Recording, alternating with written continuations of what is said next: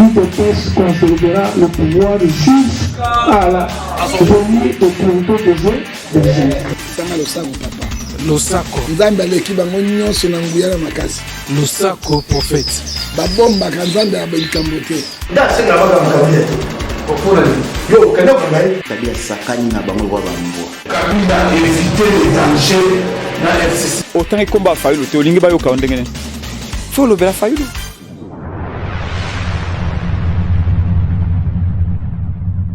Voilà, mesdames et messieurs, rendez-vous politique, rendez-vous à Masolo et à Mboka, après avoir quitté la base, qu'on a réaction, il y a des Congolais, il y a des combattants, il y a IDPS par rapport à la cérémonie, il y a la cérémonie, la consultation de la cité dans le palais de la nation au chef de l'État, à la consultation, bango 3 jours de Jésus le cas, bamonya ndengeni, makambango le cas ndengeni, et surtout il y a une question oyo. Le président Sensa Olengankoi Alobaki pour que la crise au chef de l'État a sali constant ou Alobaki na discours na poésie là et sengi kaka Joseph Kabila na fait Tshisekedi bakuta na ba solo là inutile ya kokende na ba consultation kokende soki de gauche à droite ya boyi moto pela na mboka est-ce que moto ko pela na mboka na biso qu'on n'a pas après avoir consulté, il n'y a pas l'élection est commis impérativement et salamment dans 2023 et à rappeler que aussi le chef de l'État faut nettoyer ces nuits dans Mobimba pour éviter la contestation et à l'élection en 2023. Alors voilà, tout le monde mituna na ba imboka boka ba réponse ou ba pesaki na la consultation de la chef de l'État. Suivez. L'IDPS est une machine politique et belé babando et baterme. Tala lelo fatindenge abomi sikoyo classe politique congolaise. Abomi comment? Donc ayeko l'accès sikoyo na monde entier, donc ça la souvent na deux camps. Quand il y a des pauvres, quand il y a des riches. Si vous pouvez neutraliser, il faut tous à la point d'égalité. Il y a une consultation de Kangima Solo. Si on a 4 consultations, ça veut dire quoi? Et ça n'a pas tout mon sous. Basala ma benne à 4 Yamboko. Donc, on a net Batsubi Bango Mbelina Tolo. Et ça, on a battubi dans un bel inato. Il y a un homme qui ce qu'on a le groupe oyo baliaka nabe o babengaka bayini ya Congo bako sepena consultation. Ozomo le groupe ba sepena consultation te. Ce qu'on a lu bien. Tozo neti bande ko na biso to ko tanga kombote. Et ça tozo neti monseigneur Ambo. Cardinal Ambo. Donc allez ni au mona kaka ke non. Et l'autre est au PCA que consultation simbate. Il y a ligne gratuité. Bon, si on les raisons de gratuité, mais mon chien moi a tiré là et bon, aïe pas un chef de l'État. Alors bien l'autre on a eu aussi un organisation oya sali. Mais ça, mutu ya munene n'est pas la Congolais. Pour Congolais nyoso, soki azala ko imaïma. Alors bien l'autre oya mona que simbate. Ma bezali nini. Attention à molimo mela makilande bata FCC. Babengi boya. Siko soki FCC ba yebite. Baza vraiment pour na ba Congolais. Pour siko to yeba. Mais c'est les journalistes nationaux biso soko joye bate. Après consultation. Oyo tout au monde na azaki. Donc aza moyini ba Congolais. Ayi ko yeba ka yango ke après consultation to bandolanda siko yo oyaki yo yaki. Après opération yebelanda. Maintenant on senga na Cardinal Ambongo neti biso comme le na biso vérité koya na hôtel siko oya kwani pour mosengo lera yaki oui on a représenté l'église catholique bino botiga la ka comme oza s'échanger na programme na minute route na éviter soka salaire bengana kosenga na yena ndekone semko déjà ezala bien na représentant. Ce n'est pas dit que l'église est c'est cardinal biso to sembela pe na ba catholique to yebi ke na catholique wana bazana borgane na organisation na bango soki représenter semko akoya na quelques évêques soki ba représenter église cardinal ya mbongo aza na neti biso deya tolingaka ete aye koboma église lelo église catholique ana bandimité nakoyebisa mbongo soki ayeba te araisonne eza na messe moko esalamaki entre église liloba asali messe na stade des martyrs église catholique supervisée par Ambo asali messe na vema na lelo église ya pasteur liloba esali plein mais église catholique mais pas à moins de 30 000 personnes c'est nyonso wana seki c'est à mongo tokosenga na Pâques c'est le moment bengana déjà mutu wana po okozanga bakretien na kati ya Congo mpona mutu oyo tiela biso aboma Congo olenga nkoyo tumba zazu jour okochange eyebani omoni na kati ya mboka oyo bato baolingaka mboka echange te yo vraimen olenga nkoyo nga na nde nayebi oza un grand politicien kaka biso bozala balitolo biso tolanda vraiment nayebi te role oyo opesi Kabila bakutana na umolo role yango eza nini role asika ebimi donc autorité morale ekota mpe na constitution ata otanga bien te tata oyo ata suki esalaka bien te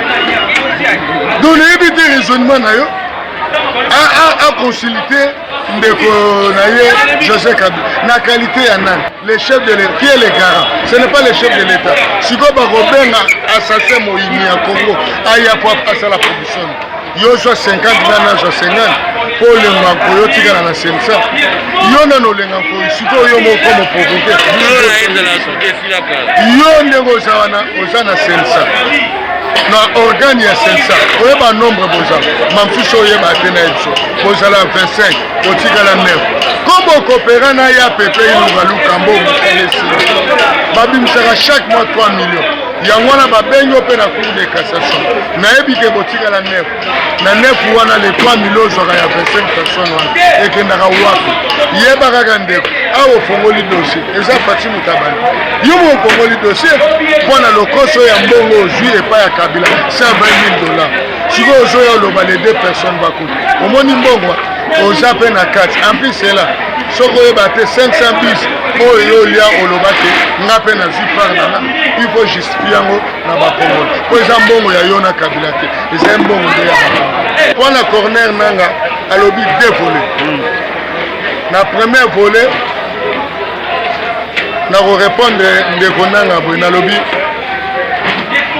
nanga place wana na condamné parce que yo banda banoma yo président Seni toyokanaki tosala baélection na 2016 mais yo kosala élection na oyebi bamécanisme nyonso ya mbongo na momo oyo bandeko no ya FCC baza na charge ya mbongo bango mutu babloke akomasa ministre ya finance eza ya bino premier ministre eza ya bino bainstitution bamandataire eza ya bino sikoyo koyebisa na mbongo wana oyo ozoloba normalement na 2023 élection efesa yo mutu okopesa yango to ekolukama na contribuable congolais na osenga na yo ndeko na ngai nanga ndenge ozana soki oyebaka te oza mpe na dossier machine de 450 à 1050 esi basambisa sikoyo dossier no yo moko ofongoli yango mosusu omwende bino botumbola fati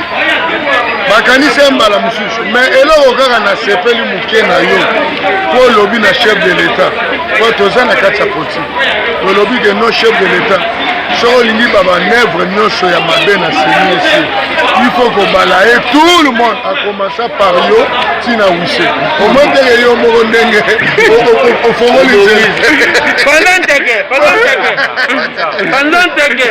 yango wana yebisi yo bien na yo kaka yango wana ndenge yo moko otubeli omoni soki mutu atubeli ere moko badimna masumu me nde yeba yango ke élection mpona 2023 nayebi te na mécanisme na yo na quel miracle en tout cas nasepeli mpona eloko ya oyo wana ndeko na biso Moïse nakoyebi biso même il est parlementaire debout so sensibiliser mpona ke ya président Moïse esengo akosakana yango wana nayebisaki yo na ebandeli tozolinga toyeba sikoyo binemi ya Congo na bayini ya Congo sikoyo Moïse l'air amoni sikoyo chef de l'État a proposé initiative moko ya bien union sacrée de l'opposition pour la nation est-ce vraiment l'air amoni ke ndeko naza na idée ya aya te sikoyo mpona kolakisa yo ke na kati ya lamuka il faut koyeba ke lamuka ezali plateforme no parti politique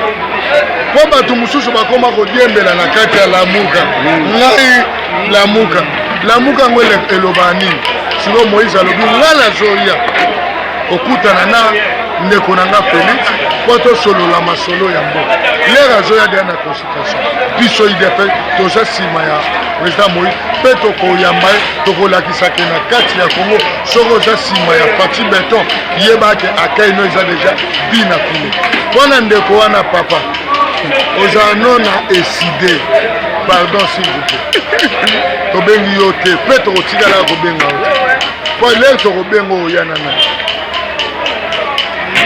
yo lobela biso ata yo moko oyana Steve Tito azana Steve Kivata na presse epenga siko presse epenga epati yango comme nango mais Moïse azoyela biso 90 députés plus de 90 sans côté les sénateurs bon sans côté plateforme fort oyo ya Moïse bakoya na nsima na biso mais yo na analyste na o nyonso surtout bato oza na bango na Congo babeta lisolo na bango po bazala na lisolo moko lipe matie komi 300 moto auti na ndako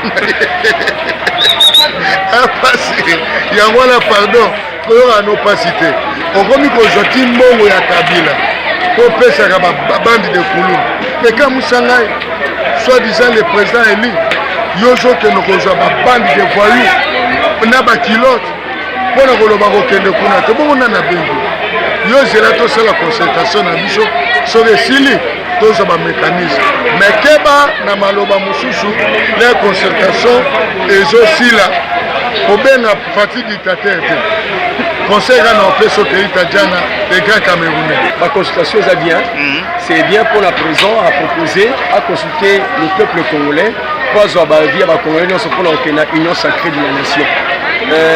Coup de chapeau la prison Fachi, à des montants qu'on fait de plus qu'il est le garant de la nation, c'est lui le chef de l'État et le président de la République. Mais dans ma propos, il y a un déco Tumbazazou, Olengakoi, je regrette effectivement parce que Olengakoi démontre un peu l'immaturité. C'est ça l'immaturité à Olengakoi. A consulté Kabila. Kabila a géré 18 ans, il a consulté Dieu. Le président fait son travail comme président garant de la nation. Alors qu'il leur montre des colonies parce qu'ils ont la problématique du président de la République. Kabila a un destructeur. Kabila a l'exception comment est-ce qu'il y a un entrave, une marche à président Fachi. Et comment est-ce qu'on peut conseiller quelqu'un qui met les entraves? Jamais. Quelqu'un qui met des pots de banane dans Nzela Nanga, on par rapport. Lui, dans sa tête, c'est mettre les pots de banane dans Nzela Fachi. Monsieur Lobby, présence au consulter les gens les plus représentatifs. Je ne parle pas ici des étrangers. Parce qu'il y a une affaire entre Congolais et Congolais. Il y a une affaire entre Congolais et étrangers. Pas Congolais, pas les Congolais avec les étrangers. Et de deux, Ndeko Nanga, ton boulot était déjà fini. Tika Mamouya Seni, dès que nous avons la refondation Seni. Ce n'est pas un Nanga de nous donner de nous porter des conseils. Nanga n'a rien apporté comme conseil et pas Nabiso. C'est dit, Nanga Zela, au Fatia Osala, parce qu'on va refonder la Seni, pour changer même la loi électorale. Nanga Zela, il y a une élection, il y a un seul tour. Il y a une violation, même il y a conscience Nabiso. Mais il y a une élection à deux tours. Token a premier tour, les deux se lançaient beaucoup de la série de débats contradictoires et Token a une élection présidentielle. Moïse Katoumi vient comme politicien, leader, il y a la Katia Congo qui est dans la consultation. Consultation samedi, on a consulté samedi. Il n'y a pas une invitation. Les Congolais iront pour Moïse Katoumi. Là, il y a eu de pester les Congolais. Ce n'est pas une affaire de peste. Il y a Congolais, il y a Moïse Katoumi. C'est ça. La consultation, c'est ça, il y a Congolais. Ça m'a envoyé de pester, il y a Congolais. C'est pas bien, non, ne pas appeler Béni. Ça la bien. Il ne faut pas échapper. Beaucoup de choses arrivent comme ça, Congolais comme Congolais, la constitution va Congolais. Donc, il y a en tant que président aussi, il y a IDPS, il y a la IDPS. Président sectionnaire. Président sectionnaire à IDPS. Est-ce que les Congolais d'aller recevoir M. Moïse Katoumi? Bon, sectionnaire. J'ai dit les Congolais iront pour Moïse Katoumi. Les Congolais. Je suis Congolais. Merci beaucoup, Ousmane. On veut bien que on a un peu de difficulté. mokonzi ya mboka a lancé consultation s'il vous plaît. Consultation to mwana ezali kokende ayambi bato ya lolenge na lolenge ti sikoyo bazokoba koyamba makambo etali rakonte ya olenga nkoi na mokonzi ya mboka yoka tolenga kolobaki nini olenga kotalenga Félix Tshisekedi ezaki bien ke mosala osali kitoko dialogue ya permanent mais likambo ya Kabila olenga koye kojustifie mwa lome ya moke liboso ya base mosa population ke abendaki mwa toma chwake na ye Kabila santi ke alkapa epe betami en vérité na kata masolo epa faci alobaki makambo wana te mais ntango abi liboso olandi bien faci olandi bien cabinet faci ebi ke FCC komi un ancien allié na ye azalaki na yango likambo ya alliance ya individu ya Fatna Kabila ezalaka sute ozaluka intérêt suprême ya mboka po ete peuple asala peuple alia peuple azala kimia peuple azala sécurité na kati ya mboka na ye yango toluka intérêt général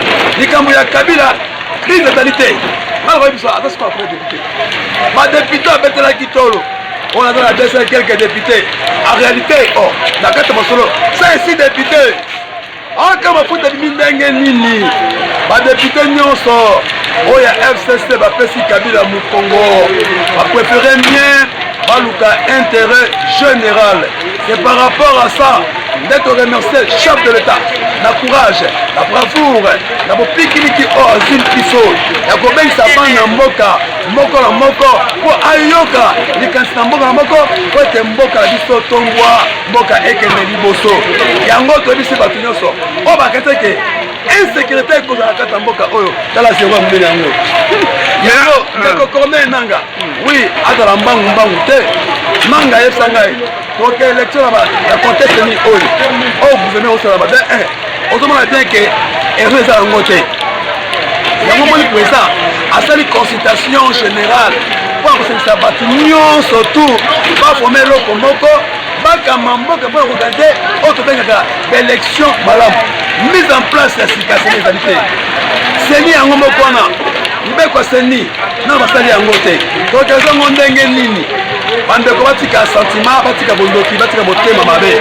Faci Beton azoluka intérêt ye moko te azoluka intérêt ya peuple congolais nyonso par rapport à consultation oyo peuple akoloba yango Faci akolanda soki mpe balobi keno Faci 10 ans transition 10 ans ya transition po togarde maponami ya malamu soki mpe balobi te Faci Beton donc consulter biso boye sangisa biso nyonso tu toka liboke moko gouvernement national apo togarde baélection yango Faci akolanda Faci nde aboyi alliance oyo eza kokanga mboka la développement alliance oyo ezobloqué peuple congolais azwa mosala alliance oyo ezobloqué peuple congolais a se retrouver yango moni Faci alobi te pas question il faut to soutenir alliance oyo peuple ako se retrouver oyo mokonzi ezali peuple ta lelo justice tozobanga talo armée réforme ya armée Amérique wana ye accord na armée Égypte wana ye accord na armée kibundela kitoko sima ekoti lelo perte de vitesse na kata Rwanda Rwanda va perdre 44% ya baminéraux minerai comme rare na kata Rwanda à cause ya Faci Beton a sécuriser mboka na ye oh un civil là bon comme ça leçon na kata monde boti kata il y a un temps pour toute chose merci de Moïse Katumba ye Moïse Katumba ye komoni tapembe bazali wana komoni bande ko foyer na mona azaka courage oya na ye akota congolais eza bona ba congolais otika ah papa on met opposition yo na Kanambe na libanda chef de file opposition Kabila e muzitu nani ndeko biso Martin Fadidi on a ensemble wana yango moni to dikena on doit avancer muke peuple congolais a comme ko se retrouver souveraineté na ye botika motema bondoki botika motema mabe peuple congolais moni que changement comme koya soki lelo yo bozali kolimba Faci Beton te bota ata misala mike oyo ozali kosala biso kaka na nsima Faci Beton sentiment te fanatisme mpe te mais tomoni moke mwa moke armé ekomi discipliné bandeko bazotema mi bakulu na awa mingi bazwi bango fimbu te loko moko te mosala na salaire ya kosala bisa bilanga masango eya loso eya biloko eya na kati ya mboka mboka emata tongo memata tomoni babise komi koya batransport banzela moke moke tokende mais bato bayibaki mbongo yango moni ndeko Vital Kamerhe aza mpasi mingi na ye bakoconsulte Vital Kamerhe nde nini un prisonnier condamné 20 ans un prisonnier condamné cassé judiciaire na sebebi atikali mokangami ndenge aza wana asepelaka peut-être temps mosusu mikolo koya mokonzi ya mboka akosa mpe grâce bagrâce présidentielle mo eyaka temps mosusu si 20 ans balongata mwa 10 pour le moins 20 ans opesa vertige akokosupporte te maladi ya tout moment mais en vérité Fachi Beton asala intérêt ya peuple po mboka na biso ekende liboso oyo etikali peuple moko akojuge ye parce que azalaki nommé te azalaki élu na peuple congolais aujourd'hui tokende na mise en place ya gouvernement ya coalition nationale kosolama parce que tout le monde a bénéfice ya pays aza na opposition aza na majorité aza na société civile bakoseretrouve na kati ya gouvernement mpona koza coalition ya mboka po mboka edéveloppe na likanisi ya motu moko te na likanisi ya peuple congolais mobimba yango biso awa na kati ya parlement de bois son frère na kati ya copad mpo na kati ya plateforme esipe tolobi nsima ya chef de l'état mpona kosoutenir misala na ye nyonso mais totie mise en garde na bato nyonso oyo bakangi respect ya chef de l'état toresete mingi na baconseiller ya Chabwala ebaki présent na niveau ya Belgique ebaki présent na niveau ya France na Londres les États-Unis lelo oyo azali koya na kati ya bureau ya mokonzi ya mboka azokota bapesimike mokonzi azokota bango bafandi baotelema na kozite saka mokonzi ya mboka azali ami na bango même na bakonzi ya UDPS badipose du point ya UDPS bayeba bien ke mokonzi ya mboka aza moninga ya moto moko te UDPS ekozonga na ndenge tisekela teki biso likambo wana asepe mingi chef de l'état a retiré mandat spécial oyo apesaki na bandeko na biso abi UDPS ezonga ndenge ezalaki po ete kombata nyonso abunda bitumba ase retrouve na niveau ya cabinet ya chef de l'état tosengi bango nyonso libanda à l'exception ya mwa moko lokola bandeko David Mukeba ye bakuti na kati ya mabe te oyo tozomona atravers mpe makasi wana lokola bandeko moko na directeur ya cabinet Eberang ye tona confiance nano na ye te il faut tojuge baacte na ye malgré tosala intérim il faut toluka vrai fils du pays vrai fils ya maison vrai fils de Tshisekedi azwa cabinet wana nayoki mpe ndeko na biso Valentin Mubake apesi mbele alobi alibata petu aya na consultation epa mokonzi ya mboka asenga mokonzi ya mboka adesolagide na bato ya FCC mais ozoreve lisolo ya alese kufaki kala ntango mokonzi asalaki consultation nationale soki koya koyoka soni te yaka oyo akotikala libanda masuwa nowa akozinda na ebale mpe sor na ye ekosila akolimwa politiquement physiquement makambo tu parce que vous dites que politique oyo Fachi Beton ye nango eza politique ya le peuple d'abord toboyi nde manipulation omoni bato tu bakomi kose justifie bakomi koluka bolamu moko boye toyebi bato basala appel wana Moïse Katumbi aza fils du pays azalaki na exil grâce à Fachi Beton azonga na mboka na ye lelo ali korépondre valablement na oyo tobengi invitation ya chef de l'état tosepeli Moïse Katumbi aza na parti na ye aza bamembre na ye aza na droit koya na mboka na ye mais UDPS ekozwa teke na nsima ya makambo oyo te boke oyamba ye eza lokola tosala babiloko moko ozofita avance sokosi makambo tosala esimba te poti kopesa étention ya mabe soki ole mbonga Moïse Katumbi kojustifie bakombata te bakombata ndenge baza wana babike Moïse Katumbi ayekorépondre na invitation chef de l'état aza le bienvenu tosepeli kutu makasi toboye te mais kotinda bakombata na aéroport bakemba Moïse Katumbi na qualité nini bandeko na ngai omoni perte de vitesse ya mémoire kolia mbongo ya bato ekomi so ozangi mayele Moïse Katumbi akoyamba ye nani balembonga bato mais atindi bato eza nani nalandi Augustin Kabuya nalandi Kabunda babake koyamba Moïse Katumbi biso bakombata tokoyamba ye na ndenge nini soki aye tokobete baboka ndekongo Moïse zonyo ye merci beaucoup tosepeli toboyi toyini ete mais kotinda biso mpe lokola tokotya dute na makambo kokontaka tosala uso toleki mbongo na yo olingi ojustifie yango nsima bakombata eloko nde toboyi yango kombata moko te apesi ordre taka coordonnateur parlementaire debout akende aéroport koyamba Moïse Katumbi topesa tomoni na nzela topesa mbote bien arrivé topesa mbote ya losako ya mosika Moïse boni oye Madame reconduit à ce près comme Babino Awa pour la consultation. Un point intérêt. Mais à côté d'Abisso, si Makatumbi Wande a Bossani et a Bungi, il dépêche Madame. Voilà, mesdames et messieurs, Botikolanda, comment les Congolais ndenge balobi, les combattants IDPS ndenge balobi par rapport à la consultation ndenge za kosalama ni na musu tokoloba. Boki ba mituna na biso, ba réponse ya ba combattants ya IDPS, pe ba Congolais, baza pe ba Congolais, makanisi na ba. En tout cas, merci na bien so tokutani mbala sima na numéro mususu.